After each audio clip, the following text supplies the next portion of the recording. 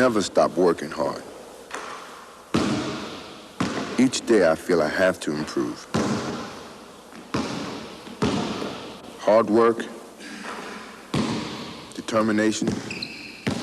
I've got to keep pushing myself.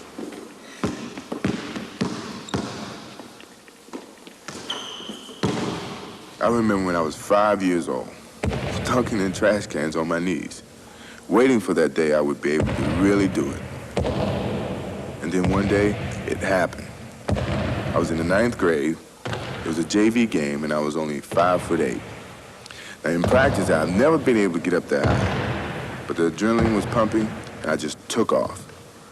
It all happened so fast. I wasn't quite sure what I'd done. But you know, I just really loved that feeling. Hi, my name is Michael Jordan. I want you to take a trip with me and discover the secrets that I've known for many years, that man was truly destined to fly.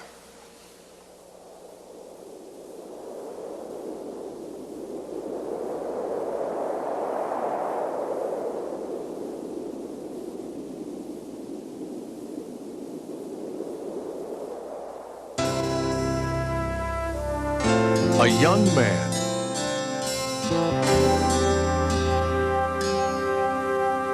with dreams of greatness on the baseball diamond, possessing the burning desire that could get him there. These are visions of what might have been. But reality has never looked so good.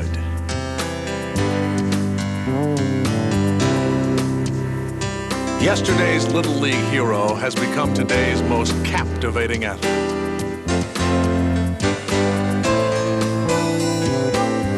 His elegance on the court has transformed the game into an art form.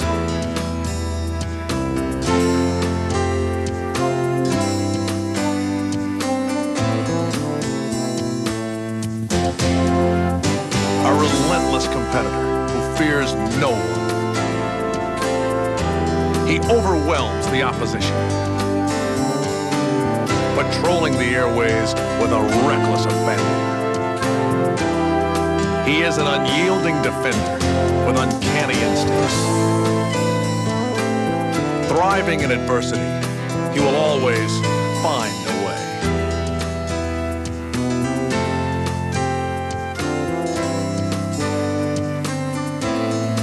And while strength is usually found in numbers, his comes from within. I'll tell you a story that I think sums the whole thing up.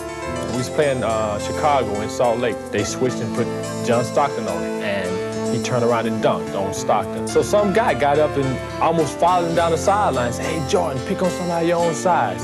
Next time down the floor, he dunked on Mel Turpin. And went over and looked at the guy and said, "Was he big enough?" His astounding ability seems boundless. The guy literally is embarrassing the league. He's that good. He's a phenomenal player. There isn't anything he can't do. Michael in for the left side, jammed it right over Rollins. Michael Jordan. And in his quest for perfection, he takes the game to new heights. The perfect player to me is probably 6'5", 6'6", 200 pounds, jump like Michael Jordan, wear number 23 like Michael Jordan, and shoot like and play like Michael Jordan.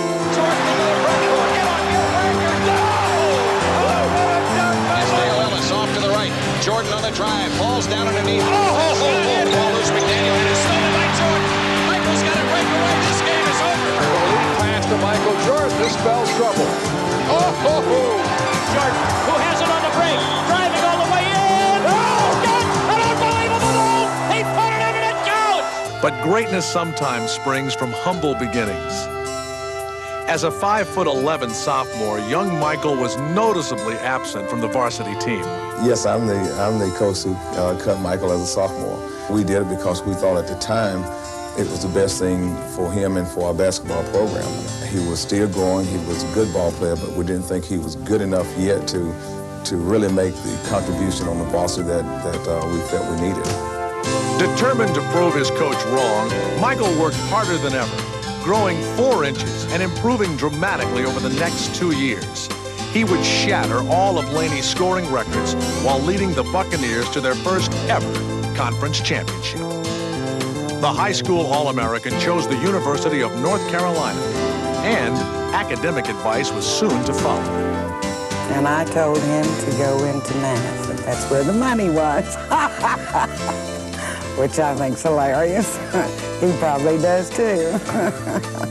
Concerned about Michael's future employment, Laney's principal wanted him to attend the Air Force Academy is always a very excellent educational choice, and certainly the commitment to the armed forces would have given him employment after college. This one-man squadron would eventually form his own Air Force, Air Jordan. Chapel Hill, home of the University of North Carolina, a school rich in basketball tradition. Initially, skepticism arose as to whether Michael could excel at the college level.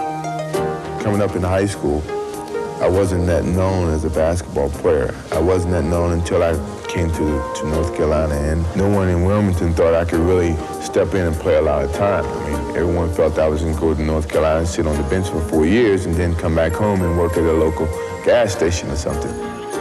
But no one anticipated that fame would come so quickly. The time, 18. Shot, Jordan, Michael Jordan. In the 1982 championship game versus Georgetown, the freshman had delivered to Coach Smith his first national title, and a star was born. And a lot of people didn't know I existed until I got here. So when I hit that shot, I felt like I was different. You know, I won a national championship. I think the people started to recognize my talents more, and I started to get more publicity in that sense. So I think that shot really put me on the map, if you want to say. Michael's winning basket propelled him into the national spotlight, and a new aura of confidence was apparent to all. Michael really did was improve considerably between his freshman and sophomore year. He grew a couple inches, he matured physically, and just became a sensational player. He was very inconsistent as a freshman, but he's one of the most competitive ones we've ever had in our drills. He wanted to get better, and then he had the ability to get better. There's a steal by Doherty. Here comes Michael Jordan. Matt Doherty passes to Jordan. I guess that is a pretty fitting end to the ballgame. Jordan, look at that! Kenny Smith looking for Jordan. In practice, Michael barraged his teammates with his game-time moves. We always had to go against each other every day, and trying to stop him was just, it was a joke, really. Of course, we had to force him baseline. He'd get around the baseline, it was dunk. And then you go in the locker room after practice, and he would remind you all night long. Jordan coasted through his sophomore campaign, capturing Player of the Year honors. But the pressures of a #1 ranking hindered his play early in his junior season. The excessive expectations had him trying too hard to please others, and he needed guidance to redirect his focus. Coach Smith could notice it. I mean, he showed me film from my sophomore year and the beginning of my junior year, and it looked like a total different person. It made me see exactly what success had done to me, and I was able to deal with it from that point on. I remember we were playing NC State, and I cut my hair. I was bald-headed. I said, I'm washing away with the way I started off with the season. I set my own expectations of myself, and I just started to play better basketball. Michael would rebound beautifully. About 14, rebound. Dominate the competition, and go on to lead the ACC in scoring. But after being named the top collegiate in the nation for the second consecutive season, he made the difficult decision to walk away from Chapel Hill and forego his senior year. Well, to tell you the truth, I really just decided, I guess, an hour and a half ago. I didn't know I was, 50-50, and I talked to Coach this morning, and, he helped me, and my parents helped me, and, everything looks bright for me, and it's, I think the future holds, hopefully, the best for me, and I just, I felt that would be better for me to start now while I'm young. Although Michael left school early, he would fulfill his graduate requirements the following year. More immediately, he was about to become the cornerstone of a rebuilding Chicago franchise. The Chicago Bulls pick Michael Jordan of the University of North Carolina. In preparation for the Los Angeles Olympics, Jordan led Team USA to a 9-0 record in a series of exhibitions against NBA talent. What I liked most about Mike was the fact that like everybody, he had some lapses in play and how hard he played, and yet all you had to do with him was go up and take him by the arm and say, Michael, you're not playing as well as you can play. He just kind of looked at you and grin and say, I know. And he'd go out and play harder, and he'd play better. And you put his willingness to compete with his athletic ability and his basketball skill, and that's why I simply have always said, since having had a chance to be around him, that he's just the best player I've ever seen play. Named team co-captain by Bobby Knight, Michael made it clear he would have no problems with the fiery coach. And he wants the best for his players, and, you know, really that's somewhat similar to Coach Smith, except for the language, but, you know, I can get up with that.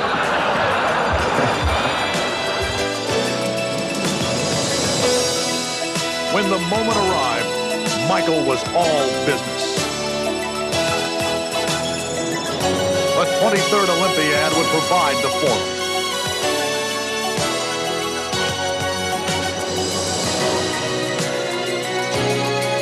The glory of a gold medal was paramount.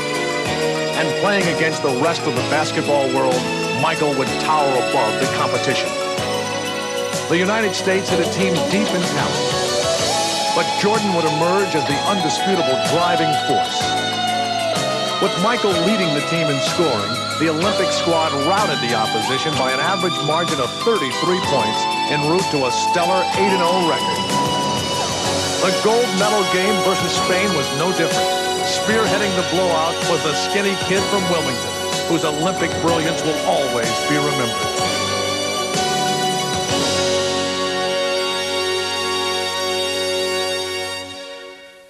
That was a special moment for me because I guess I can go back to his childhood days, and he always said to me, one day I'll be Olympian, and I said, yeah, sure. And then to win the gold medal, I mean, it was so thrilling. It was one of my special moments, and I always remember when he put it around my neck. That was a special bond that I guess will be with me in memories that no one would take away from me. It was in this house in Wilmington, North Carolina, where Michael's parents taught him the values of hard work and how to set goals to achieve his dreams. But it was his daily battles in the backyard with his older brother Larry that fueled his competitive drive. Sanders ahead to Paxson. Pax with a lob for Jordan. Jordan steals it. Michael in deep. Turnaround shot.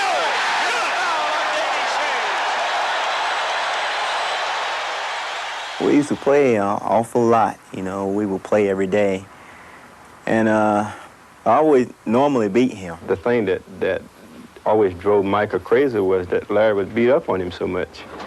And I think that he really got competitive playing his own brother. So he really helped me create some determination in myself to beat him. If I could beat him, I felt I could beat anybody. And finally, when I started to grow and my skills started to catch up with my height, I started to beat him convincingly. Equally deserving of the credit is someone who showed him how to put it through the hoop. Keep your eye on the rim and concentrate. Like this? Like that? No, like this. Like this. Like this. Like this, Michael. And now give it some razzle-dazzle. That's my mom. Obviously, Michael derives his athletic ability from his mother's side. But how does one explain his 6'6" frame? After all, there hasn't been a Jordan over 6 feet in recent memory. I thought about that often, and I've come to one conclusion. Occasionally, you'll meet people that you look at and you just know that they were born to do one thing. And God looked at Michael and knew that this kid would starve if he had to work. So he says, I better make an athlete out of him. So is it true Mr. Jordan would find Michael hanging from his chin-up bar, stretching himself in an attempt to grow taller? I tried to do that. I always wanted to be 7 feet, and I never could get that tall. I tried it a few times. I saw it on TV a few times, on the Brady Bunch or something like that, I saw that, and I tried to do it, and it didn't. I don't think it worked, but I'm tall, so it may have. And your dad's reaction when he found out? He thought I was nuts. And that's exactly what he drove NBA defenses. Staging an aerial display, the rookie left fans awestruck, collecting rave reviews at every stop, often unbelievable when running the floor. He was virtually unstoppable in the air. Air Jordan had landed, and the NBA would never be the same. More than just a scorer, the emerging superstar sought to create for others. Quickly becoming Chicago's leader, he sparked the Bulls with his contagious intensity. Michael was high-stepping his way to instant legend status and having a great time along the way. They have outscored the Bucks 9-0 here. Here comes Mr. Jordan, who's right. Everyone was trying to catch a glimpse of Jordan's high wire act. And he sent no one home disappointed.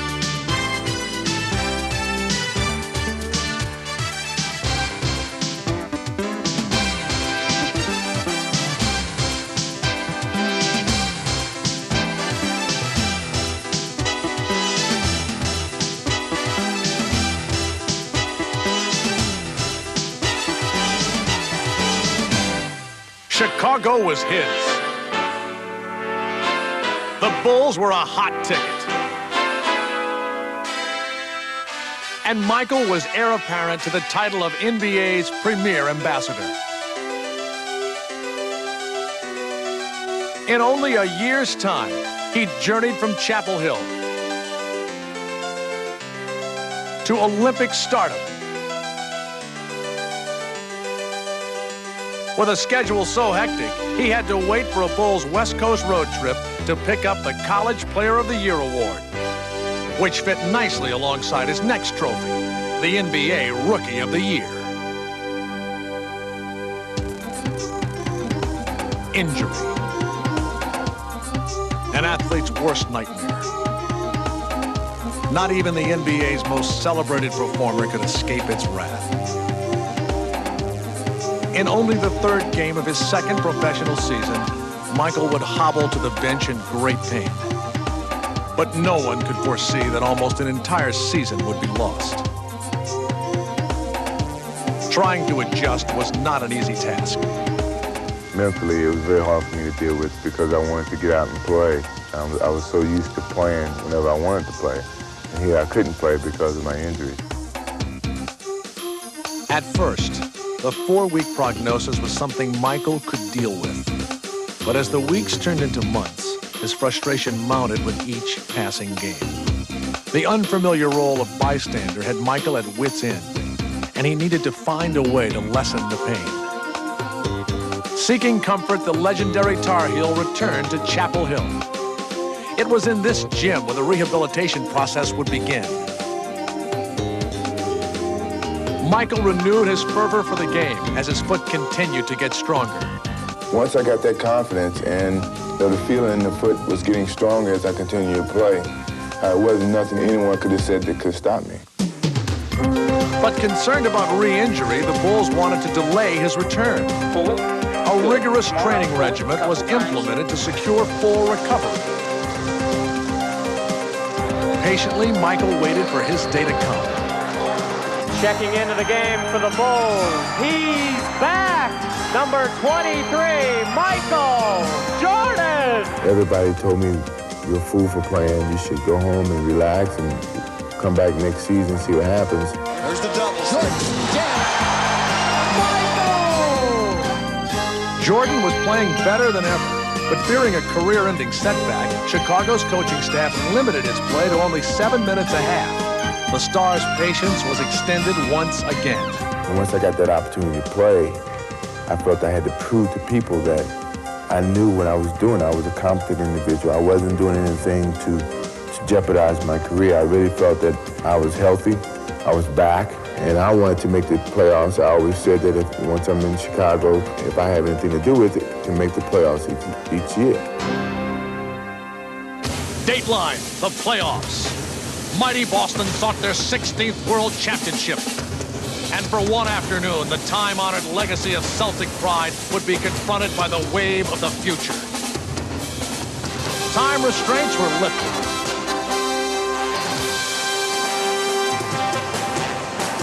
And Michael would make the most of his opportunity. A constant presence at both ends of the floor, he single-handedly dismantled the Celtic attack. Rendered helpless by his offensive onslaught, the core of the Celtics all tried their hands at stopping him, but without success.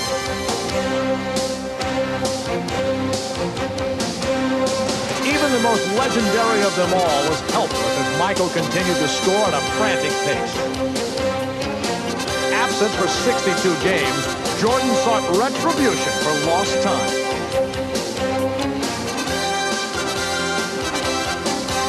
On the verge of shattering a single-game scoring record, there was nothing that would stand in his way. Michael on the drive across the lane, turnaround shot, got it! 63 for Jordan! A new NBA record has been set in the Boston Garden. When I'm on my game, when I'm really on like I was in Boston, I don't think there's too many people that can stop me. I don't think there's anybody that can stop me.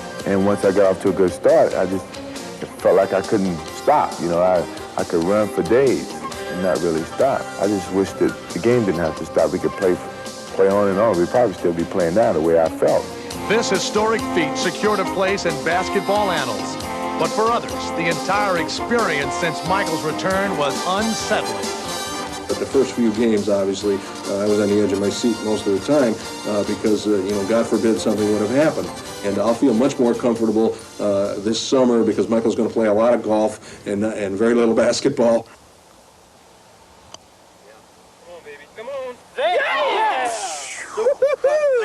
Yes, sir. We'll take her.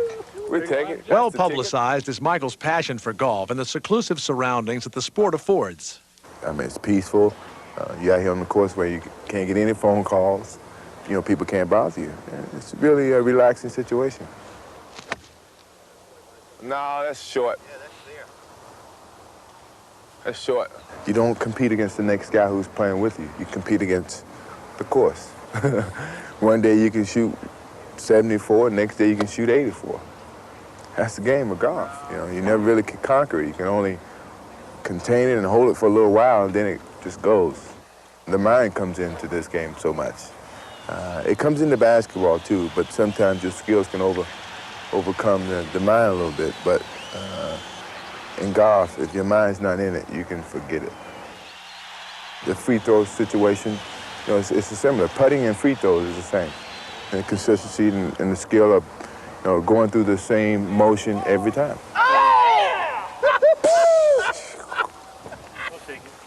I take that. That's the ticket. That's it. That's the ticket. Woo! Well, I have played golf with Michael before, and it's probably the only time that he keeps his tongue in his mouth, other than when he's wagging it, telling me how good he is. Other than that, I just really enjoy taking money from him. Smart money says it doesn't happen too often.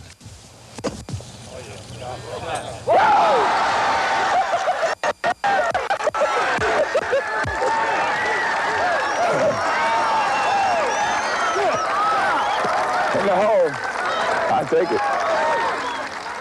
Perhaps a career after basketball is in the making. That's a jump shot. Now that's a jump shot. But for Michael Jordan, the future is now.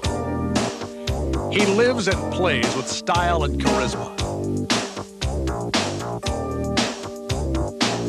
And just may be the most identifiable athlete in all of sports.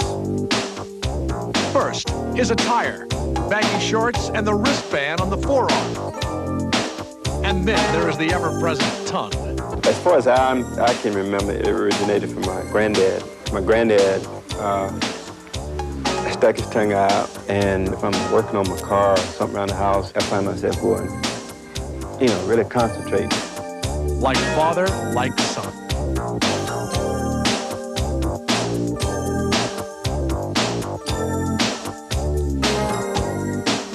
Michael's distinct on-court fashion has even caught the eye of the world of modeling. With his striking good looks and his charming demeanor, the megastar is a natural.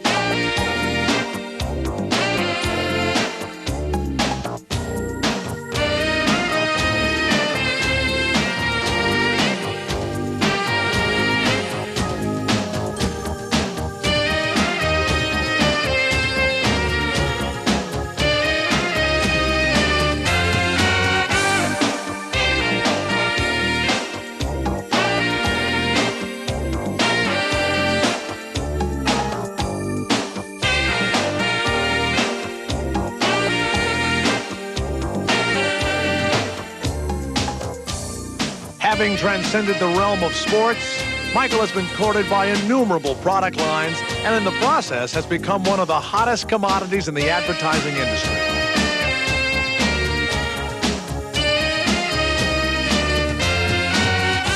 With his exposure at an all-time high, Michael can go nowhere without attracting attention.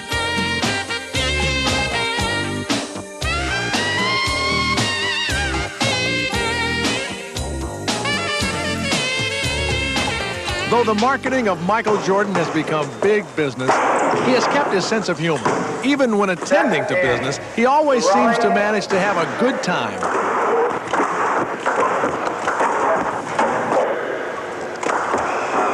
You got it. You got it. That he is only the 9th athlete to be offered a place on the Wheaties box is a true measure of his stature. But fame and fortune have truly not changed Michael. And despite his meteoric rise in popularity, he has retained a firm grip on his sense of perspective.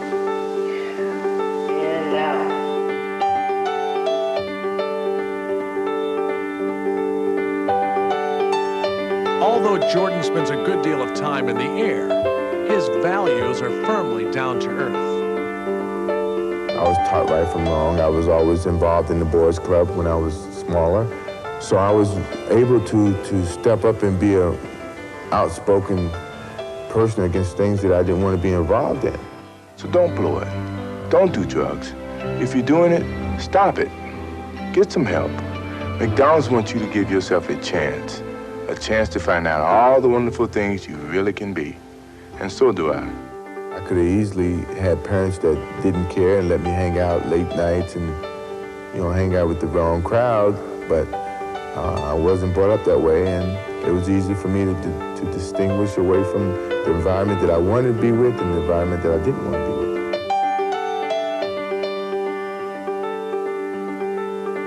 Michael is like a Pied Piper for fans of all ages, and fortunately, he leads them in only positive directions. I was always taught never forget where you came from. My parents, if I changed as a person, they would be the first ones to tell me that, and they haven't told me yet, so I'm doing well. But I always wanted to be an easygoing guy. My personality is that I'm outgoing, I love people, I love being around people, I love kids. So if I didn't have the personality to do it, it would be tough. But my personality fits this mold very easily. You know, I don't want to be isolated from people. I think when you isolate yourself from people, then you feel that you're better than people. I don't feel that I'm better than you or the next person. But I think in society, sometimes they view you to be better than the next person. I don't think that's fair, but there's a lot of things in society that's not fair. You just have to live by it. And I wish everybody could be viewed equal. But I don't think it's ever going to be that way.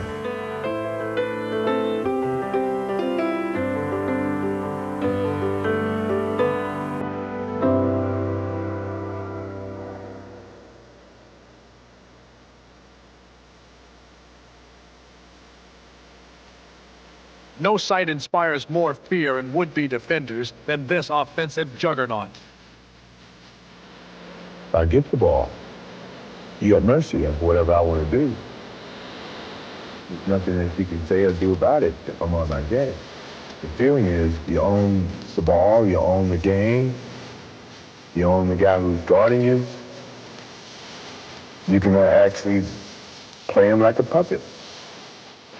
Few puppet masters apply their trade as skillfully as Michael. He simply takes over a game whenever he chooses. When I'm playing really good, that's the feeling that I have. An unparalleled shot maker, his offensive repertoire is limitless. Regarded as the greatest scorer since Wilt Chamberlain, his fearless athleticism makes him the most formidable weapon on the court today. Jordan attacked the basket as though possessed.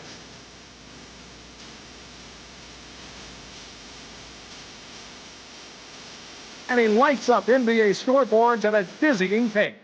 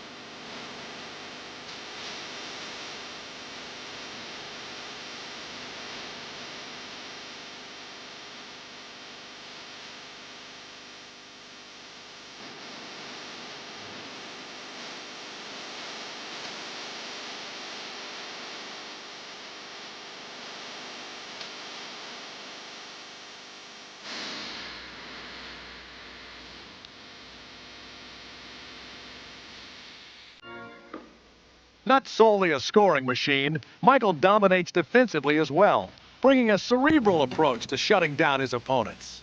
First, I observe how he handles the ball. If he has great handle with the ball, then it's going to be more difficult for me to steal the ball from him. But if he doesn't, then there's different ways. I can trick him one way and reach around him, or just go straight at him and go for the steal.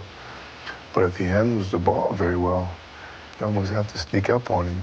Initially famous for his offensive brilliance, in a sense, Michael did sneak up on the NBA defensively. But in 1988, his tenacious play earned him Defensive Player of the Year honors and the recognition he so richly deserved. To say Michael Jordan doesn't play defense is ridiculous. Interesting enough, great players never want to be one-dimensional. And I think the one thing that bothered Michael more than anything else is that he got no credit for his defense.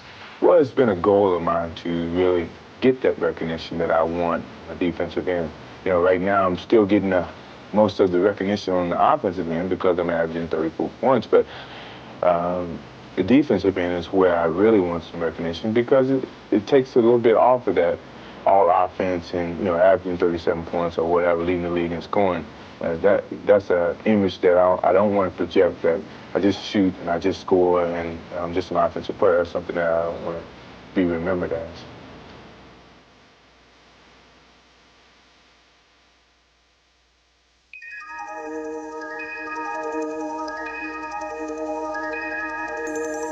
People ask me, you really think you can fly? I say, yeah, for a little while. It may be a split second, but it's flying.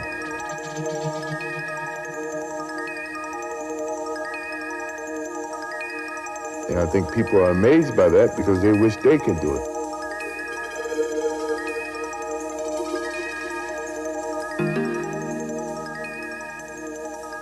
And it makes me continue to work hard to keep making these people dream and enjoy their dreams.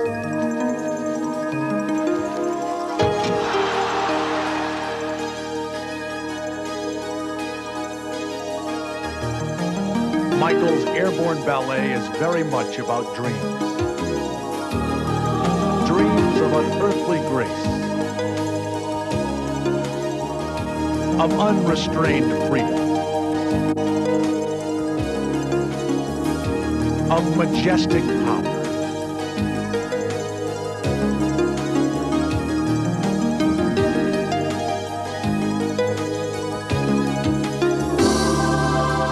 Dreams of flight.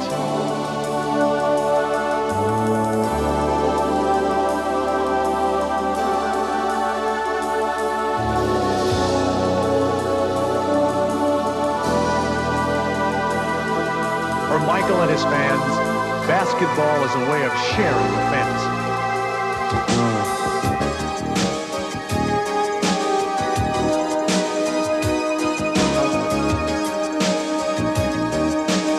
Like a small group of aerial voyagers, Michael evokes images of the stratosphere, the visions which dreams are made of.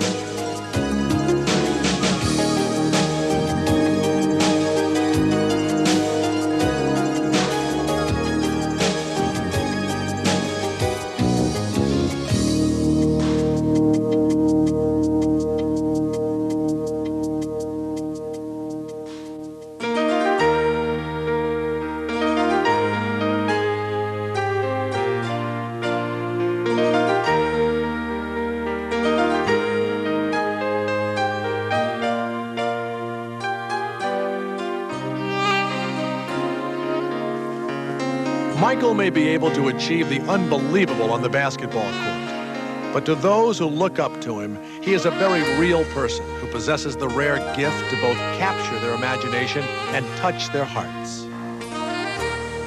He's just, if I must say, again, I'm proud of him. He is my son, but he is a good person. And he's a pretty good basketball player, too.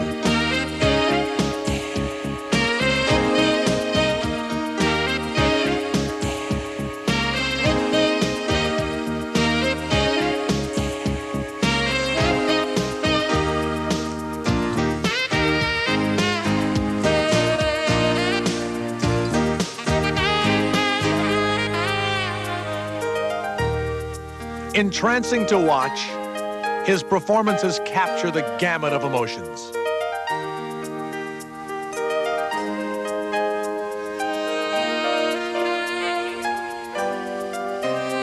No one in the stands is more moved than his family. When he comes home, I talk to him just like he's one of my boys. And I can't get in my mind that he's any different.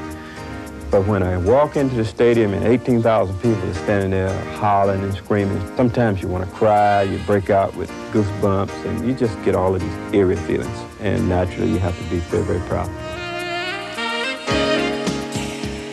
And they may never have been prouder than during the 1988 All-Star Weekend, when their son capped 2 days of thrilling his hometown Chicago fans by soaring away with the slam dunk title and the game's MVP trophy.